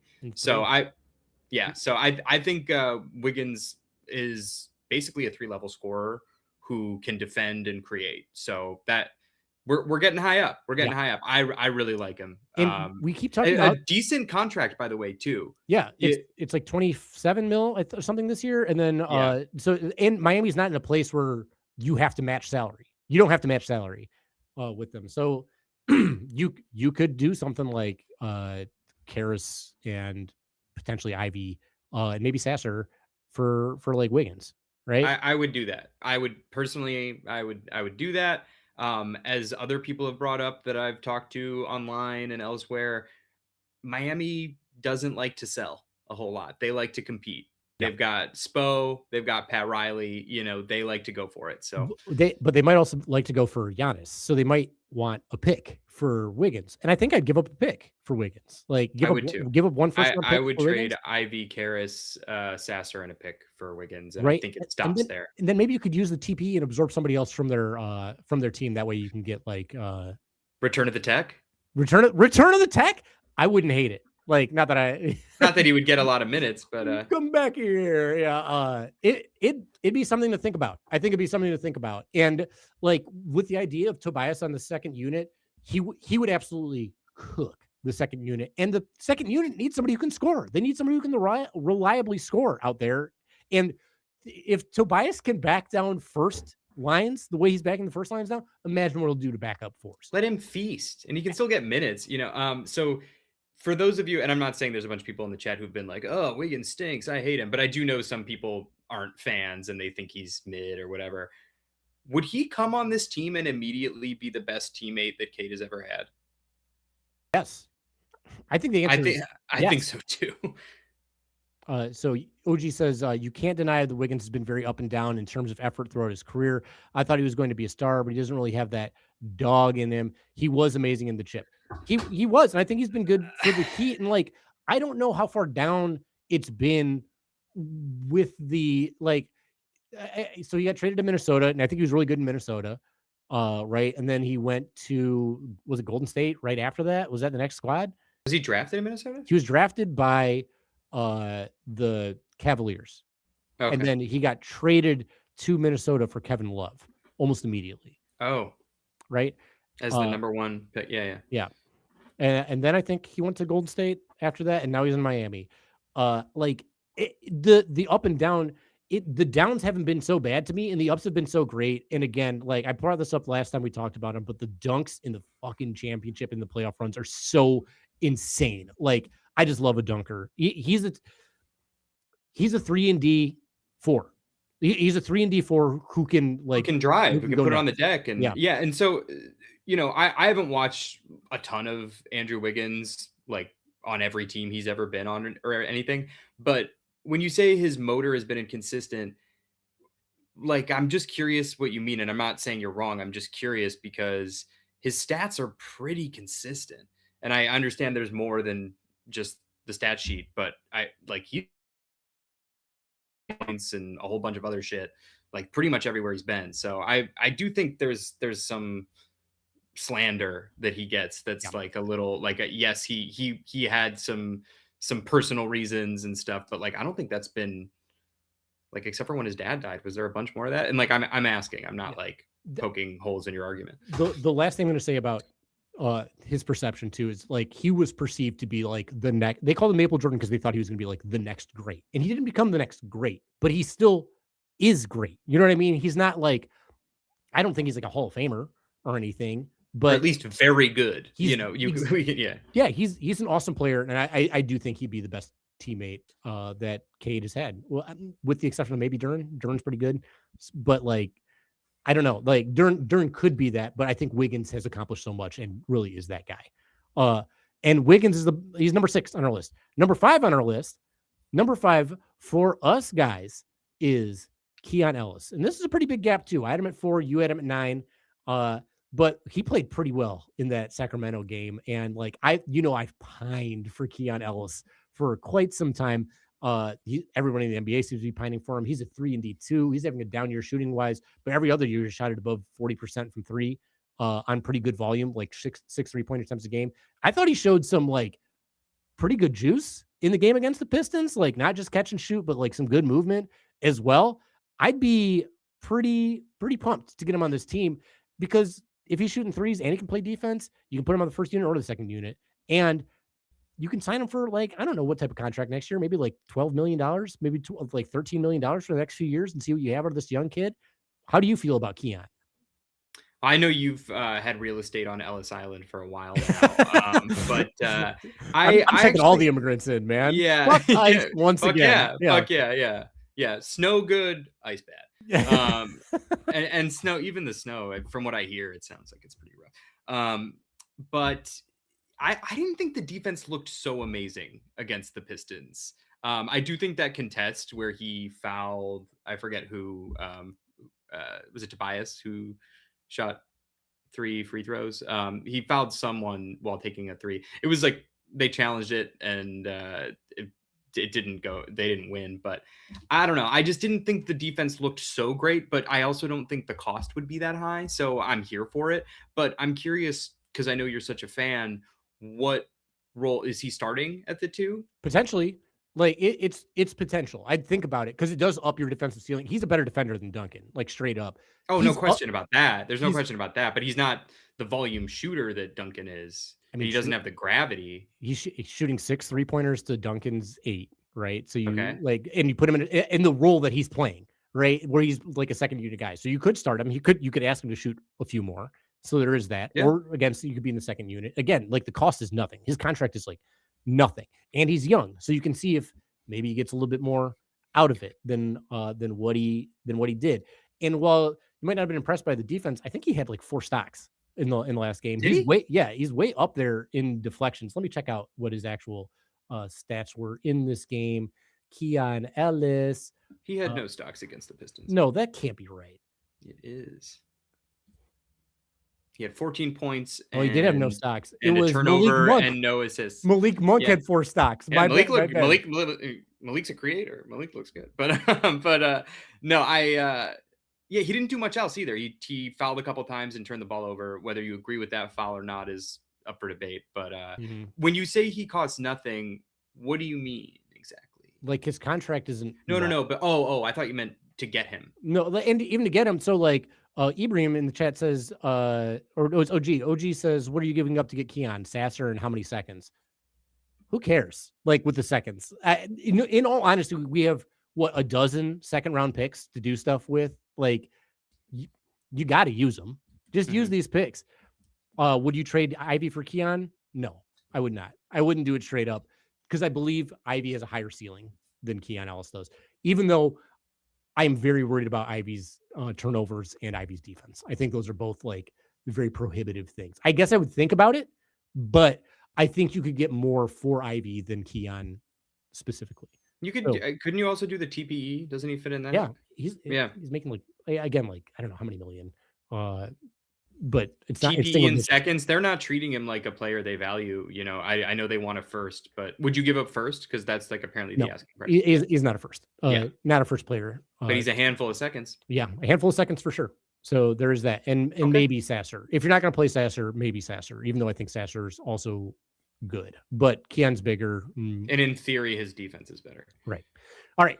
Let's move on to our number 4 guy, and I've seen his name all up and down the chat when we brought up Kobe White and before. I don't remember who the other name we were talking about, Malik Monk maybe, but I had him at 5. You had him at 5. It is Ayo Dosunmu. Ayo, I like Ayo. Yeah, no, he's a really good guard who is defensive minded and has been shooting that thing. Oh yeah, he's been really efficient. And he can pass too.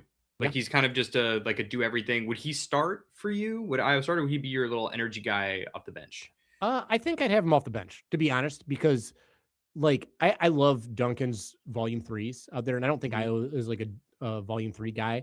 And I do think the second unit could use like some spark score. So you could stagger. Like I do think you could like bring Ayo in sometimes, like to bring Danis in. But like I'm so for having him on the team. He's great on the break. He doesn't turn the ball over very much. The 3-point shot has been super nuts this year. Youngish, right? Yeah, he's still a youngish player, but I think he's like later 20s, or at least back half of 20s. Like 27 or 20. Yeah, I think so. Let me look up how old Ayo is. But he just, when I watch him play against the Pistons, I'm like, this guy plays like a friggin' Piston. He plays hard. Yeah. So he's 26 years old. So that's not bad. It's not bad. It's really not. That's Paul Reed age. He's also in a crowded backcourt right now. Giddey needs a lot of usage. Trey Jones has played a lot. Javon Carter is another guy they have. So I have the messages up that you sent me from Keith Smith. Should we talk about that? Yeah, absolutely. So okay, on IO from Keith Smith, if the Pistons were to trade for him, they would not be able to offer more than a 3-year extension with 20% raises, since it would fall within the extended trade parameters, which is essentially what happened with Laravia. So No, it's not. But it's not what oh, happened with Laravia. That's oh, I got some clarification afterward. But okay, the first part of that's true. okay, So the I asked that also on the front office show to Keith, and he clarified because I asked if it was like the Laravia thing, and he said it's not at all like the Laravia thing. That's just for the extension. So he could enter free agency, and then you could give him whatever you wanted to give him, regardless. So you're not screwed as far as like bringing him okay. back. So it's not like you can only offer him a little bit. Okay, You because just can't extend him. I would be stoked if we got IO, and, Yeah. and we're getting higher up. We're getting higher up. Yeah, So. he's our top 4, and I think realistically, he's actually more realistic than our next option. But like IO's up there for me. I think it's just what, and so with IO, I think Richard's saying if he's great, Detroit just gets outbid. They could get outbid, but Detroit could also bid whatever anybody else is going to bid. IO's not going to extend. That's exactly right. OG, IO's just not going to extend. So if you're going to trade for him, you could potentially trade for him and say like, hey man, we're going to trade for you. We really want you to stick with us. Let's talk about a deal. But I don't think that happens. So it's like a little bit of a risk. But he's a great player, and it'd be very fun to have him on this team. Thank you for clearing that up, because I was unclear about the contract stuff. I mean, obviously, so was I. I had to ask Keith twice about it. So it's complicated. It's complicated stuff. I did the thing that drives my wife crazy, which is continue to ask questions when she thinks she's already answered the question. So, well, Keith is down with it, so yeah. that's always good. He believes in magic out in Orlando. So now we are on to our third one, and I think Richard brought up 2 names. No, Richard, we are not going to have AD. We're not going to have Cat on here. Hilarious, very funny, very amusing. It would great. You would have Io's bird rights as well. That is true. But our number 3 guy, my 3, your 4, Dante DiVincenzo. Mickey, tell me why. Big Ragu. He's expiring. Just like, I hate Dante DiVincenzo because I still remember that Knicks game back when he was a Knick, when he like tackled the SAR and they didn't call it. It was a crazy no call. But he's a dog, and I would love him if he was on our team, and he shoots the 3 ball like, whoa.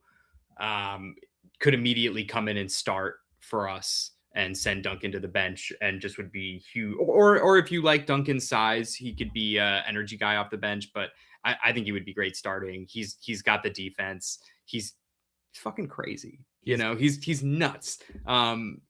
The question here is, why would Minnesota ship him? So I do want to clarify. He's not quite expiring. He's expiring next year. This year he's making like 12 million. Next year he's making 12.5 million. He is turning 30 next year. So that's thank you. Yes, I was looking too early. Yep.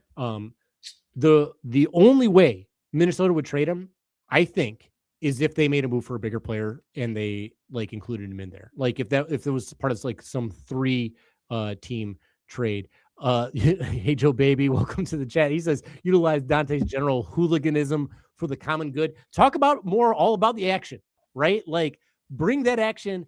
If you got Dante and Portis, how crazy would that be? It would be nuts on this team. And would anybody want to beat New York more than Dante would? Like, I just think he fits this team so well. Like it'd be so great to have him here. I loved him when he was on Villanova. I thought like he had a great run with them, and like I kind of liked him on every team he's played for. I didn't love the tackle, but I don't hate him for the tackle as much as I hate the refs for not calling that tackle. You know what I mean? Yeah. Yep. That right. No, it was aggressive play, and like I said, you hate him when he's not on your team, but you love him.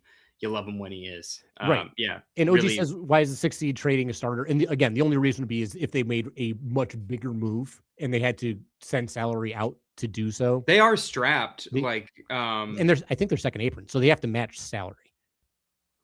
One thing I threw out that's probably stupid is like, could you take on Mike Conley's money and not play him? Like if they needed that to happen, like, so, just trying to think about what would sweeten the deal for them if they were trying to go get a Kobe or, like someone even better. Right. It'd be nice. Like, I don't think this is a likely trade candidate. Like, I think this is one of the more unlikely trade candidates we've had. And we haven't heard any rumors about it either. But I think he's played really well with Ant too, right. by the way. So I just think player archetype wise, and like, there are a lot of factors he'd be great on this team. So if in some weird world it were to happen, that'd be great. Smelly Garage Fluid says, how often do trade deadline moves make a difference for finals winning teams? Trade deadline moves are often just minor adjustments with low overall impact. I mean, that's probably true. I'm not much of a historian outside of like the Rasheed Wallace one. I was just going to say, you could go back to 04 and then, and then that is like the massive difference. But I mean, I do think it'll be a more marginal move. Like we're getting up into some like medium large names here. But I do think the way that the Pistons are playing definitely merits like a bump in scoring and or shooting. Right. So we'll move on from this fantasy land one into another couple fantasy land ones. But these two, Mickey and I were relying on these were our 1s and 2 together. At least there's been talk about this, at least one of these. And our number 2 is the biggest name on this list. It is Trey Murphy III. And I mean, we don't have to last too long on this because we've talked we're at an hour and 38 in this podcast right now. Yeah, we're almost at game time here. Time for the game. Yeah, we've been going. But like the reason he's number 2 for us is because he fits every need, right? He shoots, he defends, he's on a great contract, he's young, like he hits free throws. The fit is awesome, and he's a Trajan guy. He's not a creator, like he's not a passer, like he's not a he's just such a good knockdown shooter. He plays decent defense, and he's fucking huge. He's like 6'8". Yeah. Like it's crazy. In the aforementioned San Antonio Spurs Pelicans game I was talking about, he hit a couple of huge, very tough shots in the final couple minutes, and I was like, man, this guy. He's also on a wonky team with no point guard, right. So I just, I understand some of the criticisms. We saw it against Detroit, but I definitely think he would thrive with Cade as a backcourt mate. I've thought it since we saw those summer run videos from like 3 years ago where they were playing a little pickup together. But yeah, I understand 3 picks is a lot for a lot of people. That's probably what it would cost, right? Yeah, most likely. Like maybe more, in all honesty, but like, yep. But the contract is it's so good. The contract is so good. Like I think, and I think I've said this before, but I think the contract alone is like worth the trade.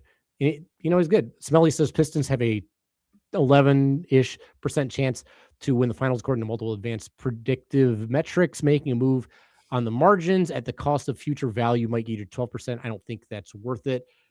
I mean, that's just predictive stuff on top of it. Like, who knows? If you see a weakness on this team, you probably want to address that weakness. OG says he's definitely in on TM3, but he wouldn't trade all the picks. I don't know what all the picks is. He doesn't think he's the final piece. He wouldn't trade 3. He wouldn't trade. You wouldn't trade 3. TM3, yeah. TM3. Probably 4 picks. You wouldn't do 4 picks. I would think about it. I would really think about it. Harry would think about 4. I would definitely do 3. He's not a second creator, but he is I think on the Pistons, he would average 20 points per game, if not more. Yeah. And again, the contract is insane. Like it's just contract is great. And it enables you to pay Duren, Asar, see what happens with Ron. By that time, his contract's probably close to wrapping up. So if you're like, hey, this isn't working out, OG would do 3. So we all agreed that the cost is high. And so now let's just wrap up with our number 1. And this one was named by Bryce Simon. He didn't say that there was any rumors about this. He just said this would be like the sneaky name that he would love. If someone were to like bring it up and he thinks it fits. And Mickey, we talked about this name a while ago. We behind closed doors, I believe. Off pod. We're doing some in the cover of night. Once he took off the cape of your lovely Clippers and he donned the Heat. This is our lovely 3rd Heat player on the list. It's Norm Powell. We both had him at number 1, and it's not just because he torched the Pistons. It's not just because he's maybe going to be an all-star this year. Who knows? It's because this dude would immediately go into the starting role. He can get his own bucket. He's lights out from 3. He's thrived on every team he's played on.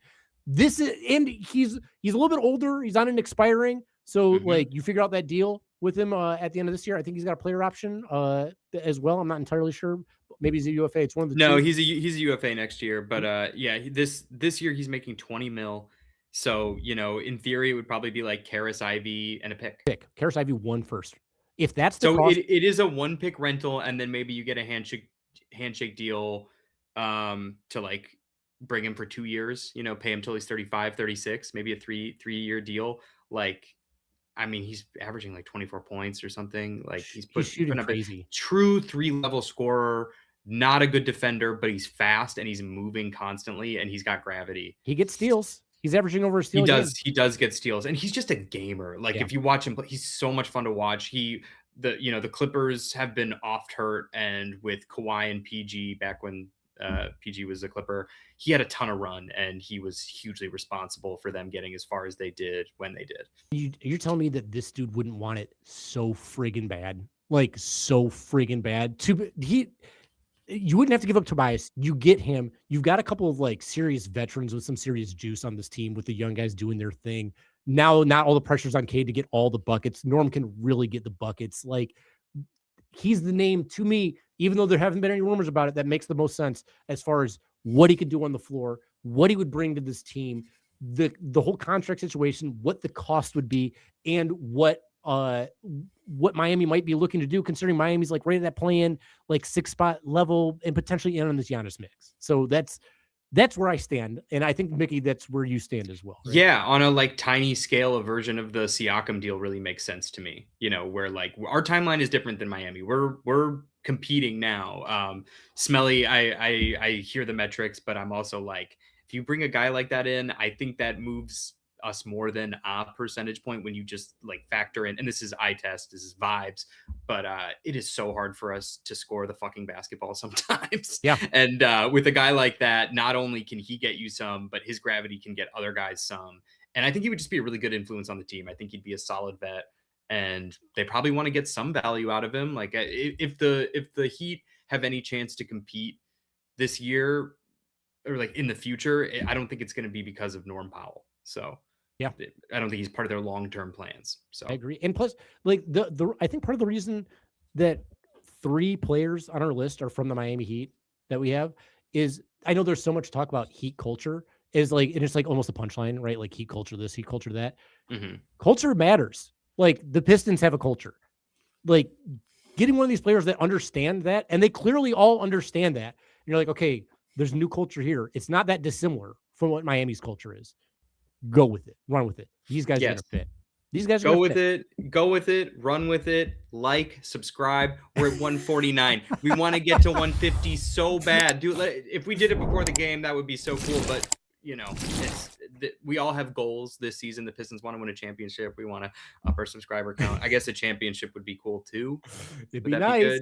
Yeah, it would be nice, but it would also be nice for you guys to be able to go and watch the game. Go have yourself some fun. We're less than 15 minutes away from the tip off, so there is that. Go enjoy it. Thank you so much for kicking it with us. This was a blast. Yeah, really fun chat. Seriously, the chat is awesome. Just chat rules. The best, absolute best. Makes the show. Thank you so much for being here. We're going to close off, and we're going to sign off the same way we do every time, which is just by saying the Order of the Blazing Horse acronym, OOBH. No knee sighting. No knee in the house. What up, Bobby? We're going to say that acronym aloud because that's what a horse would sound like. So that's what's going to go. Real quick before we go out, OG says that Pat Riley doesn't sell at deadlines. He tried not to send Jimmy out, even though Jimmy lost his joy. Absinthe says we're the best. Thank you, Absinthe. Coming from you, you're the best. That means and OG, people change. People change. Who knows? Except Pat Riley. Riley. He is eternal. Order the Blazing Horse. Let's fucking go. Thank you, everybody, for being here. We appreciate you. And with that.